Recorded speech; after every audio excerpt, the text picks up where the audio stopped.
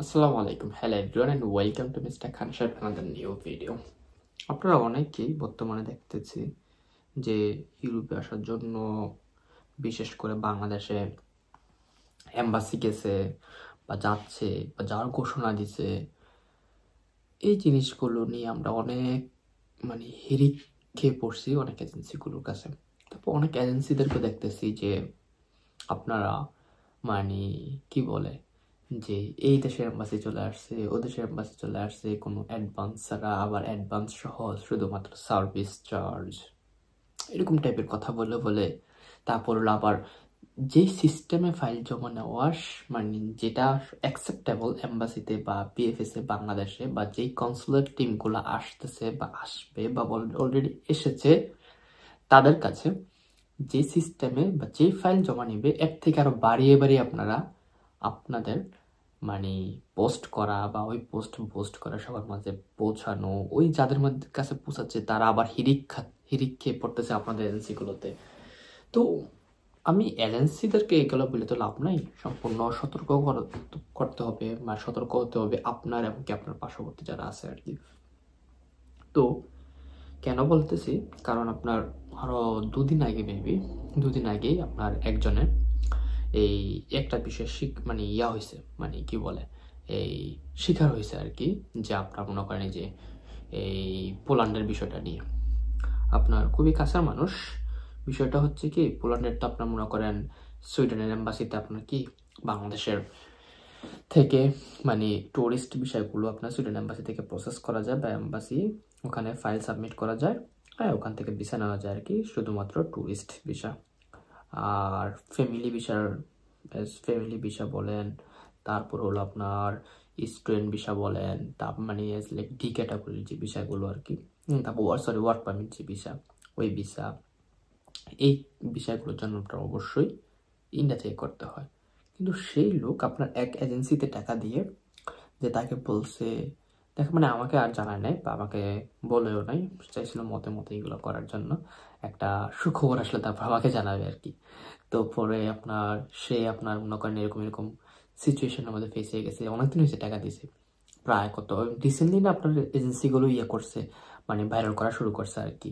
But সে আরো আগে জমা দিয়ে দেখছে, বলছে ওয়ার্ক পারমিট আসছে, বাট এম্বাসি ডেট আপনার কি বলে যে ইদানিং আপনার যেভাবে যে পোল্যান্ডের এম্বাসি আসছে এরা সেটা পয়লা যেভাবে প্রচার করছে, এইভাবে এসে আপনার কি করছে এখানে তারা আপনার এই ট্যুরিস্ট ভিসার অ্যাপয়েন্টমেন্টে যা ওয়ার্ক পারমিটের আবেদন করছে, জমা দিছে আর কি।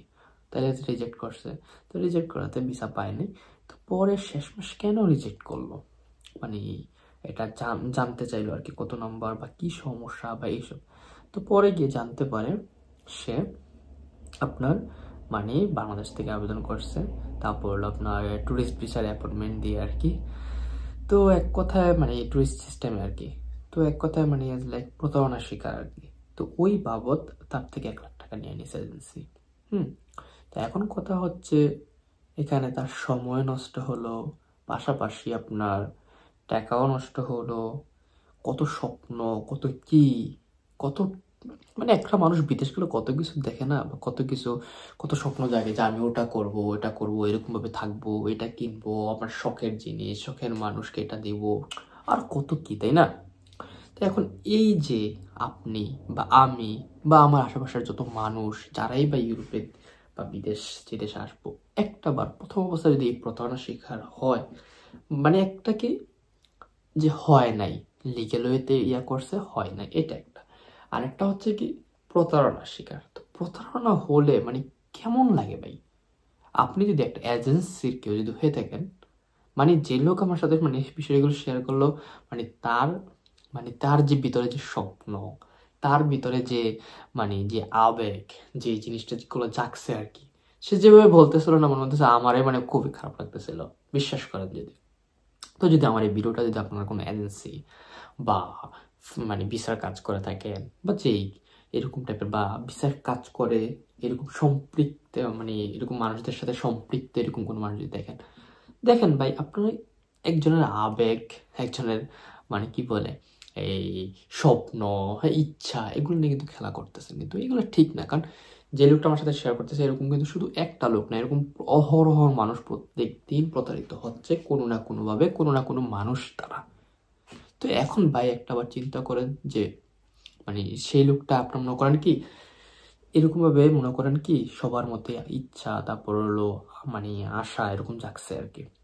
তো কেন বলতেছি আপনার যে এই যে প্রতারণার শিকার হলো, তো তাদের স্বপ্নটা সবকিছু নষ্ট হয়ে গেল। তো এখন কি ফায়দাটা হলো বলেন তো? এখানে মনে করেন কি মাঝখান থেকে লাভবান হলো সেই এজেন্সি বা যে সেই লোক যে তার প্রসেস করে। তো এখন এগুলো করে তারা লাভবান হয়, আর মাঝখান দিয়ে আমরা সাধারণ পাবলিক প্রতারণার শিকার হই। প্রতারণা গেল, নিজের ইচ্ছা হয়ে গেল, তারপর ভাগ্যের দোষতেই। এখন কথা হচ্ছে ভাগ্য কি এটাই লেখা থাকে? মানে মাঝে মধ্যে মানে কিছু কিছু বিষয় মনে হয় মানে খুবই খারাপ লাগে মানে বিষয়গুলো শুনে। যেমন ভাববেন না যে যে এই শুধু আপনারাই, আমিও কত না কোনো না কোনোভাবে প্রতারণার শিকার হই। কিন্তু মানে যদি আমার মনে করেন কি ওরকম ইচ্ছা বা কিছু যদি না থাকে যে এই আমি আল্লাহর রাস্তা ছেড়ে দিছি, এটা একটা। আরেকটা আছে না আমি ওটা আমার হবে, ও আমি ওটা করবো ওটা করবো এটা সেটা এই সেই কত কি। কিন্তু যদি এটা যদি না হয় তখন গিয়ে কি খারাপটা লাগে। তো আমি কেন বলতেছি আপনার মানে ওই ভাই থেকে এই মানে এটা শোনার পরে নিজের কাছে খারাপ লাগলো যে শুধু তো উনি না আরো অনেক মানুষ এইটার সাথে সম্পৃক্ত হচ্ছে, মানে প্রতারণার শিকার হচ্ছে। তো তাই বলবো আপনারা যারা এজেন্সি বা যারাই আছেন না কেন একটু সাবধান হন, বা একটু আপনারা কাজ করেন। কাজ করবেন না যেমন না, কাজ করেন কিন্তু লিগ্যাল প্রতারণা করে, মানুষকে প্রতারিত করে, নিজে প্রতারণা করে কেনই বা এইসব টাকা ইনকাম করবেন? আপনি 2 টাকা বেশি নেন, কিন্তু কেনই বা আপনি প্রতারণার জায়গা প্রতারিত করে টাকা ইনকাম করার ধান্দা করবেন আর কি। তো এই ছিল মানে শুধু শুধু এই ভিডিওটা। আপনারা যারা আমার ভিডিও দেখেন হয়তো বা জানেন, তো মাঝে মধ্যে এরকম শুধু শুধু ভিডিও বানাই আমি। তো ওই গল্পটা মনে হলো হঠাৎ, মানে হাতে সুই আর সুতা আর কি, একটা জগার্স করতেছিলাম আর কি, সেলাই করতেছিলাম। আর হঠাৎ করে ওই লোকটার মানে ওই ভাইয়ের কথা মনে পড়লো আর কি। মনে পড়াতে তাই তার সাথে এই বিষয়টা শেয়ার করি আর কি। তো যাই হোক, কি ধরনের ভিডিও আপনাদের প্রয়োজন অবশ্যই কমেন্টের মাধ্যমে জানিয়ে দিবেন। দেখা হচ্ছে পরবর্তী কোনো ভিডিওতে। আল্লাহ হাফেজ।